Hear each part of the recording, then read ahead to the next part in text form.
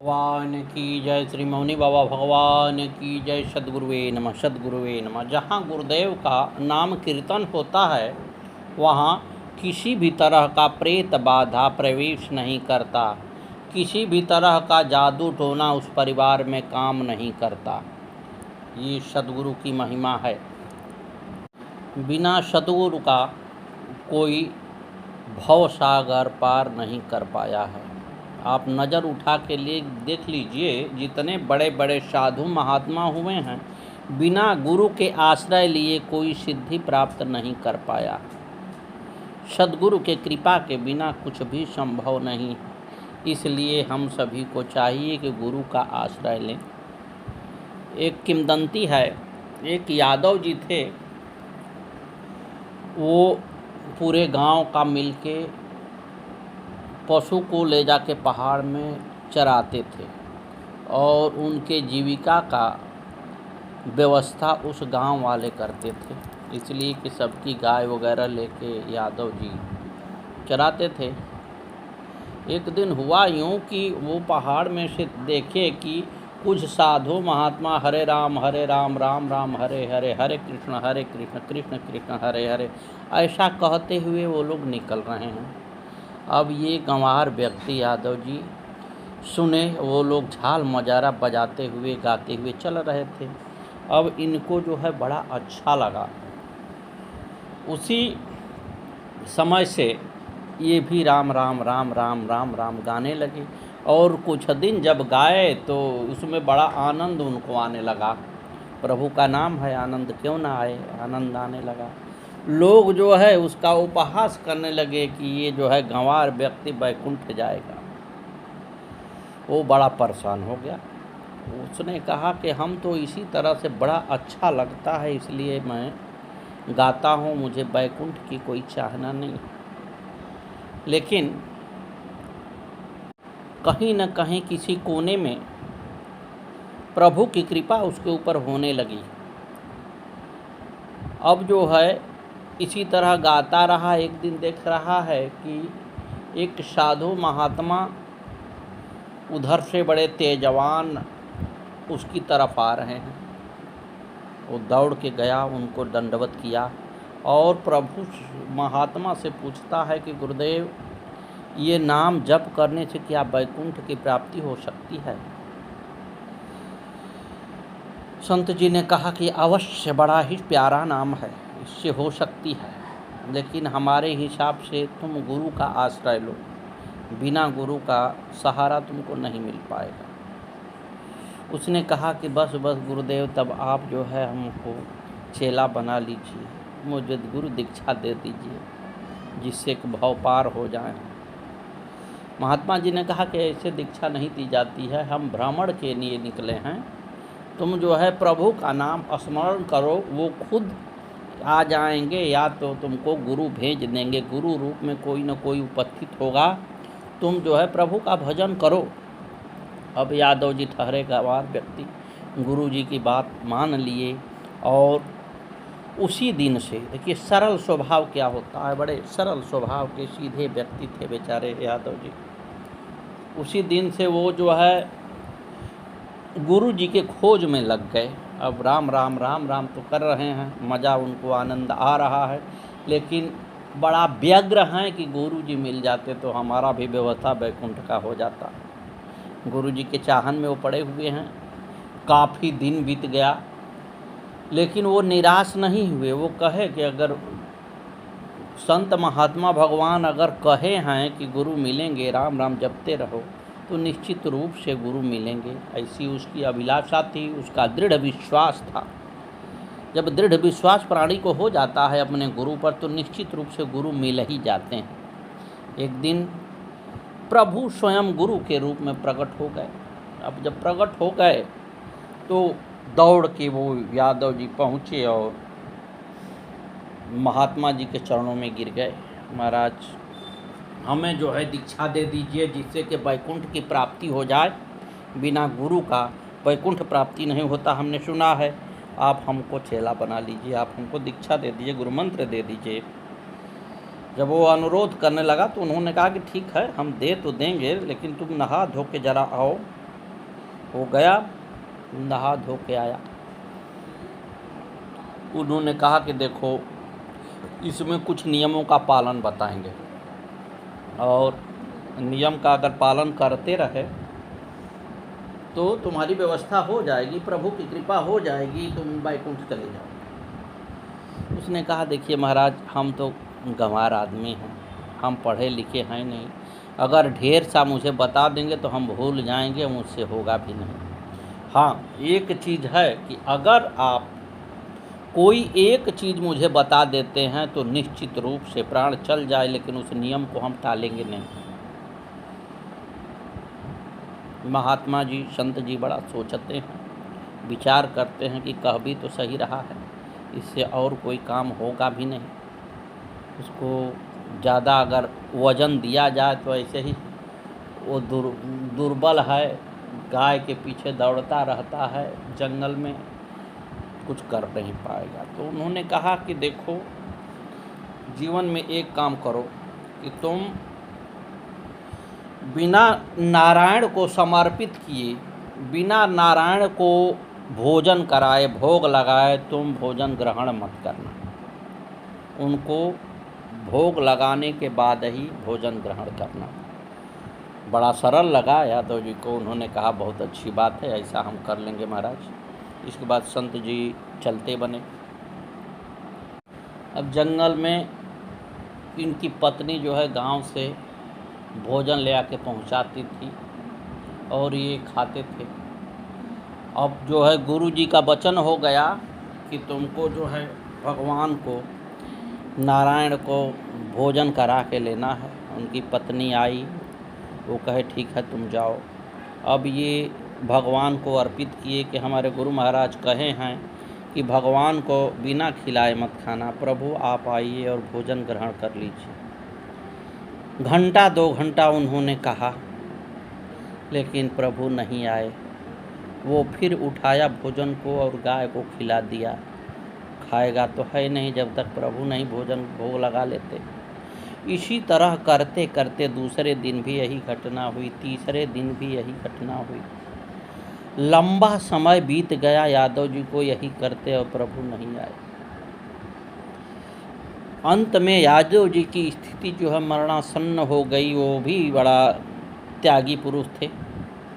अब वो जो है न प्रभु भोग लगा रहे हैं और न वो भोजन कर रहे हैं। उनको यही पता है कि भगवान भोजन कर लेंगे तभी हमको खाना है।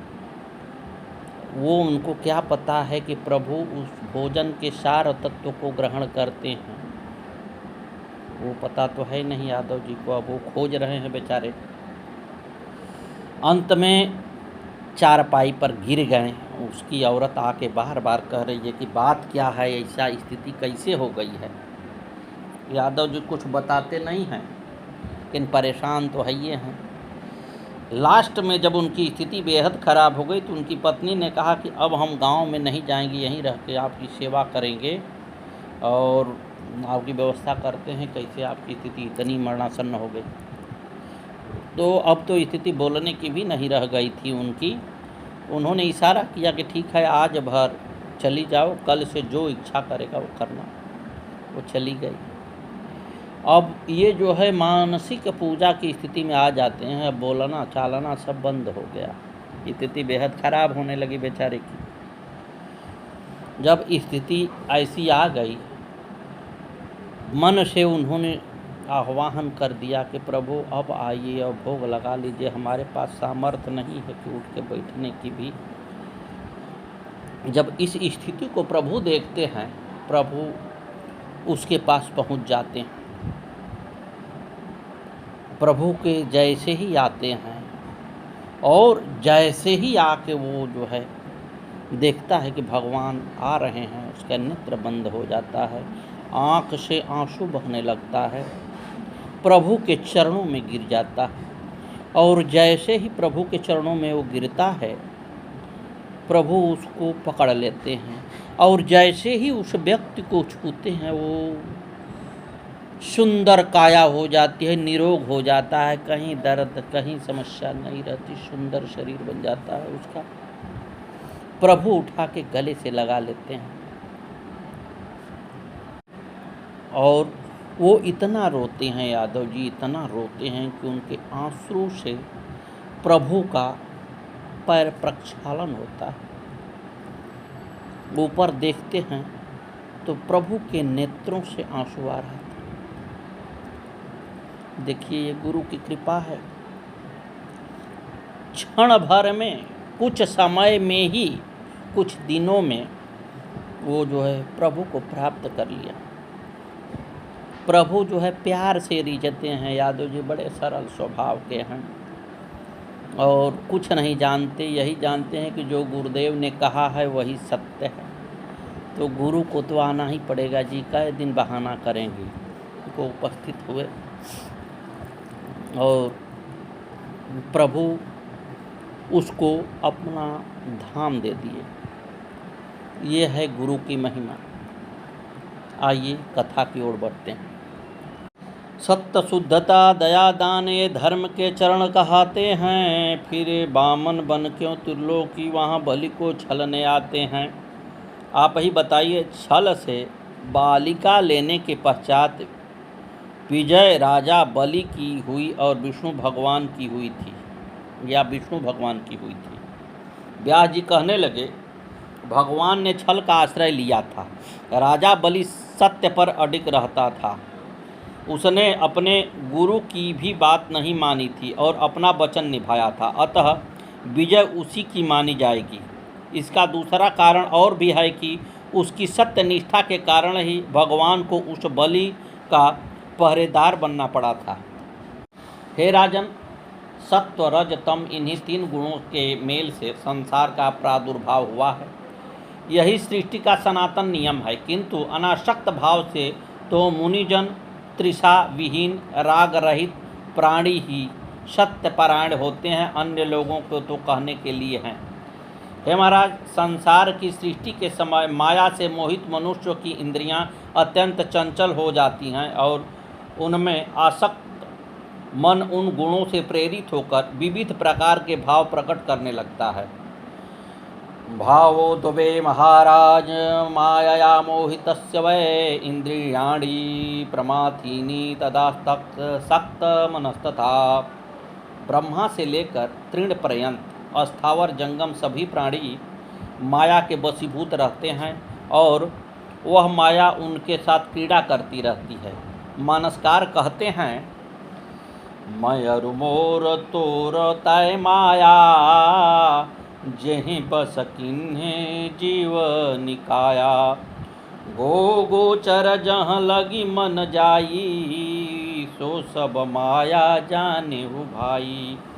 मायावस्य जीव अभिमानी ईस बस्य माया गुण खानी। परबस जीव स्वबस भगवंता जीवने एक श्रीकंता।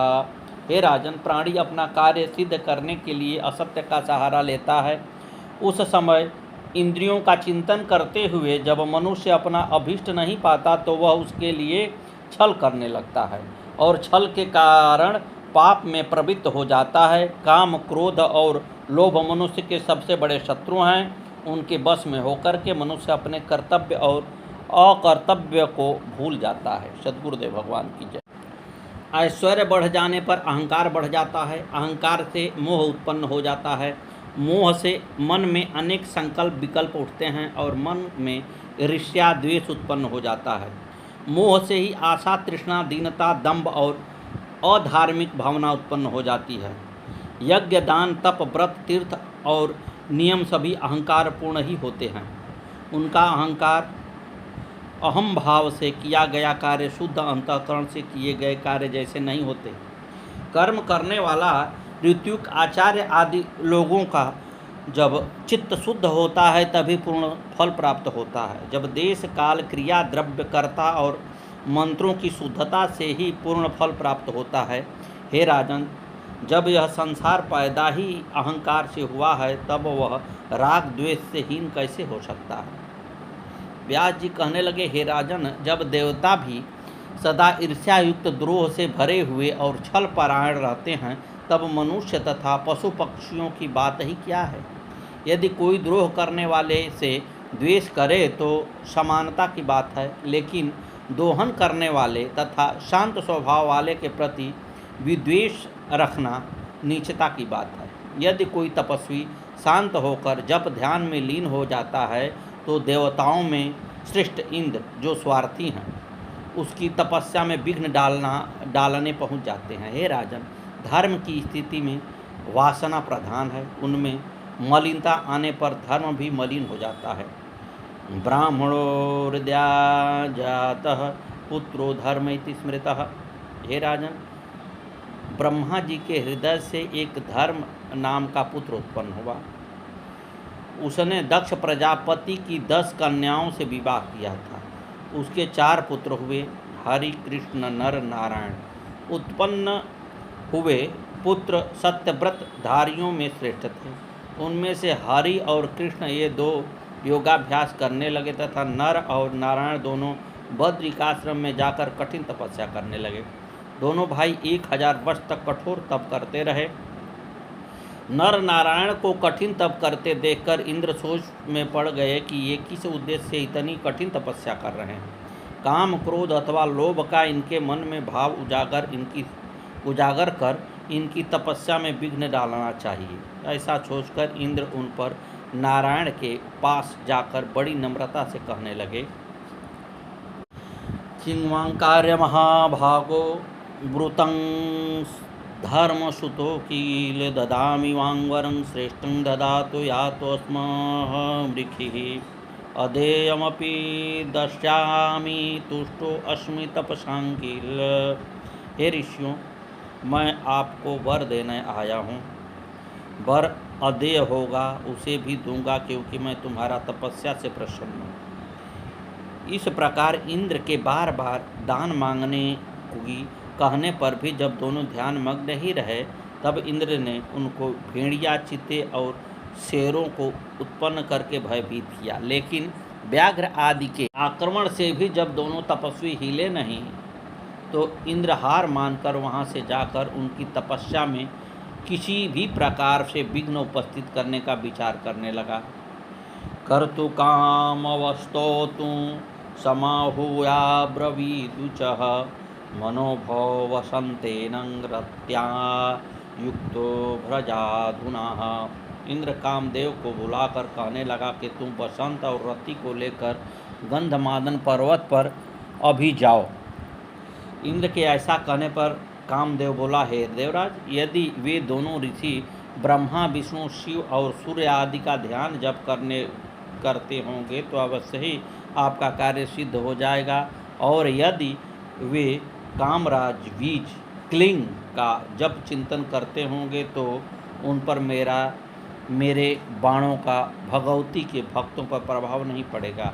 इंद्र बोला, आप लोग किसी भी प्रकार मेरे मन के भाव को पूर्ण करो। व्यास जी कहने लगे, कामदेव ने बसंत को रति के साथ लेकर पर्वत पर आया। मौलसीरी, रश्म, साल, तसाल और महुए के सुंदर वृक्ष उत्पन्न करके फल फूलों से शोभायमान वातावरण कर दिया। चारों तरफ सुगंधमय और मोहक वातावरण उत्पन्न हो गया। लताएं वृक्षों पर चढ़ने लगी। कामदेव रति बसंत के साथ वितोत्मा, रंभा आदि अप्सराओं के साथ वहाँ नृत्य करने लगा। असमय में बसंत को देखकर नारायण नर से कहने लगे, श्रूयते सुर नारीणां गानं ध्यान विनाशनम आवयो अस्तपि भंगायं कृतं भवतां किल। हे भाई, देखो, ध्यान भंग करने के लिए यह गीत यहाँ देवांगनाओं द्वारा गाया जा रहा है। यह कार्य हमारा तप नष्ट करने इंद्र के द्वारा ही किया गया है।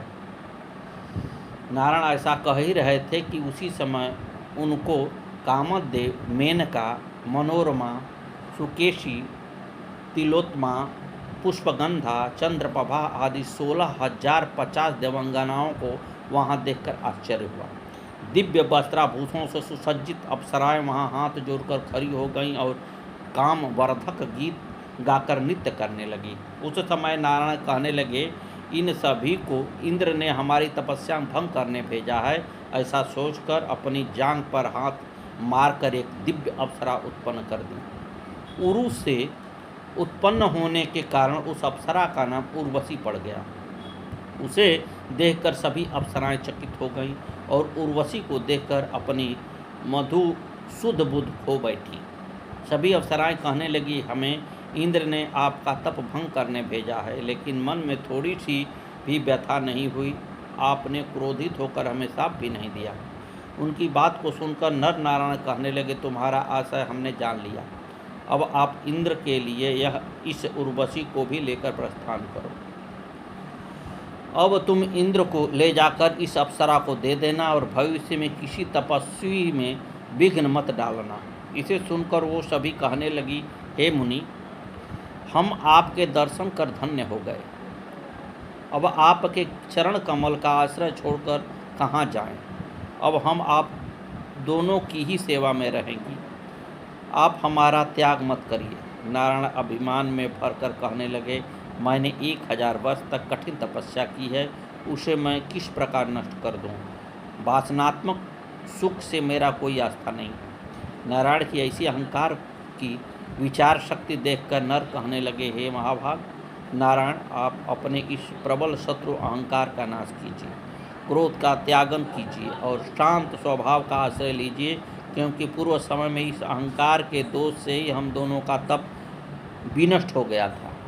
अहंकार और क्रोध के भावों के कारण ही हमें असुर राज प्रहलाद के साथ 1000 दिव्य वर्षों तक अद्भुत युद्ध करना पड़ा था।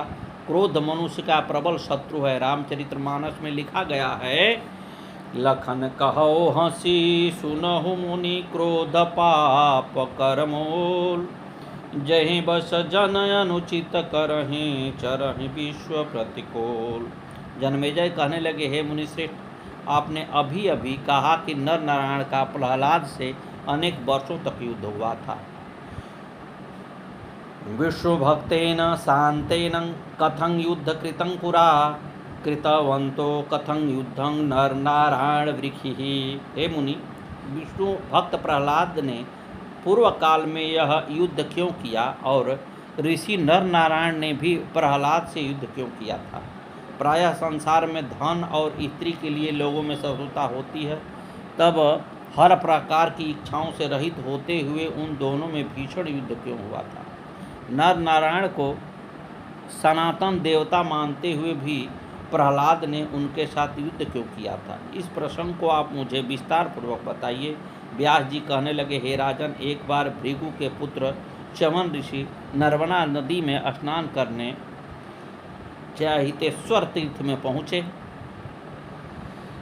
रेवा महानदी दृष्ट्वां ततस्तस्याम वातरत, उत्तरंतं प्रजग्राहं नागो विषभयंकरः। वहाँ रेवा नाम की महानदी को देखकर वे उसमें उतरने लगे। इसी बीच एक भयंकर विषधर सर्प ने उनको पकड़ लिया और उनको खींचकर पाताल लोक में ले गया। च्यवन ऋषि के विषधर की पकड़ में ही कमल नयन भगवान विष्णु का ध्यान किया। उनके प्रभाव से वह विषधर विषविहीन हो गया। पाताल में नाग कन्याओं ने च्यवन ऋषि का पूजन किया। तदंतर वे मुनिश्रेष्ठ पातालपुरी में विचरण करने लगे। एक दिन भक्त प्रवर प्रहलाद जी ने च्यवन ऋषि को अपने नगर में विचरण करते देखा। दृष्ट्वां तं पूजयामास मुनि दैत्यपतिस्तदा, पप्रक्ष कारणं कीते पाताल गमने वद। मुनि को देखकर प्रहलाद ने उनकी पूजा की और उनसे पूछा कि पाताल लोक में आपके आगमन का क्या कारण है, आप मुझे बताइए। प्रहलाद पूछने लगे, क्या आपके हमसे द्वेष मानने वाले इंद्रादि देवों ने भेजा है? च्यवन ऋषि ने कहा, मुझे इंद्र से क्या लेना देना, आप भगवान के भक्त हैं, मैं भी प्रभु की आराधना करता हूँ। एक भक्त का प्रारब्धवश दूसरे भक्त से मिलन हुआ है। जब दो हरि भक्त मिलते हैं तब उस समय अत्यंत आनंद का वातावरण छा जाता है। सद्गुरुदेव भगवान की जय। चारि मिले 64 खिले 20 हसे मुख मेरी, हरिजन से हरिजन मिले, विहसे 7 करोड़। जन्मेजय ने उनसे सुनकर संत चौन ऋषि को पुष्प भेंट किए। संतों के संबंध में मानसकार कहते हैं, अमित बोधनी अमित भोगी, सत्य सार कवि को विद जोगी। सावधान मानद मदहीना, धीर धर्म गति परम प्रवीणा। तदंतर प्रहलाद जी कहने लगे, हे मुनिश्रेष्ठ, पृथ्वी पाताल और आकाश में कौन कौन पवित्र तीर्थ हैं, उनके संबंध में मुझे बताइए। सद्गुरुदेव भगवान की जय। श्री मौनी बाबा भगवान की जय। आगे की कथा कल।